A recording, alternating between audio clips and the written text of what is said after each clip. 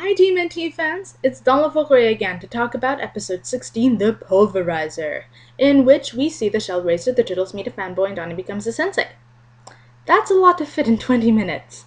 I wasn't even expecting much from the episode, except for humor, after I read that the turtles would meet a fan, so, in short, this episode did not disappoint me, and I actually enjoyed the lightheartedness of it.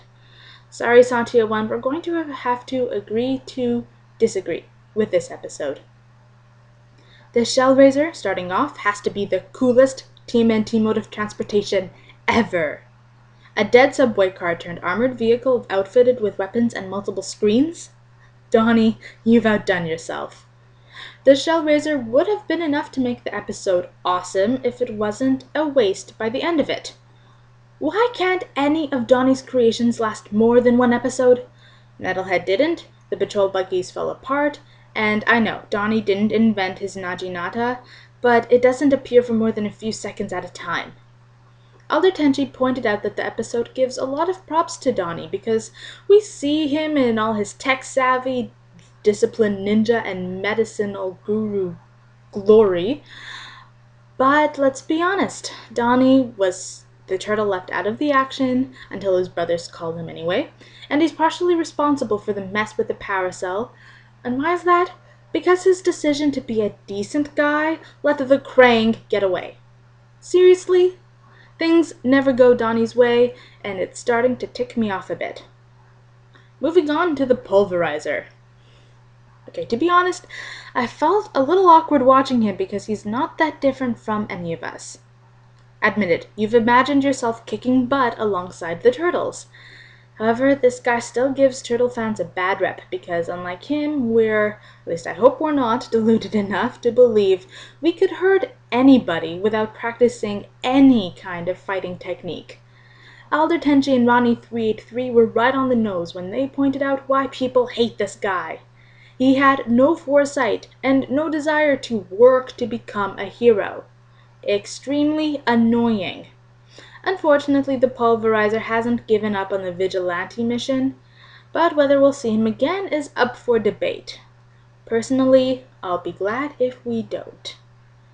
You might recall that I mentioned my doubts of Zever's chances against the turtles, against ninjas, as a fish in my mid-season review, but I am very happy to be proven wrong.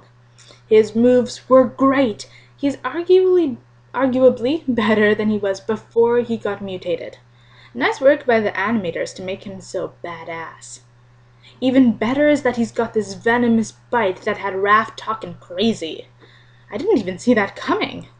Can't wait for the turtles to fight Fishface and Dog Pound at the same time because that's going to be one epic fight. Now, the Krang didn't get much screen time, yet they had the most influential twist of the episode. What? I would have preferred that the Krang discovered that the turtles had the power cell and then tracked them away in the sewer, but I suppose them taking the power cell is more decisive and dramatic. I really hope Donnie comes up with a plan to get that power cell back before the Krang actually get on with their true mission. Let me just say, along with Mark Rodriguez, that Leatherhead is going to be one very angry reptile once the turtles, either Mikey or Donnie, tell him what happened. Speaking of Mikey, God, Mikey, I hope I say this right. Pedinim Ninbuken, I hope I didn't butcher that, and Ronnie 383 liked his action when he covered Raph, and I completely agree. Mikey, way to show the PDs what ninjas are made of. Also, his concern for Raffy Boy was so adorable. Alright, that's it from me. Question of the day is basically, what did you think about the episode? Talk to you again for episode 17.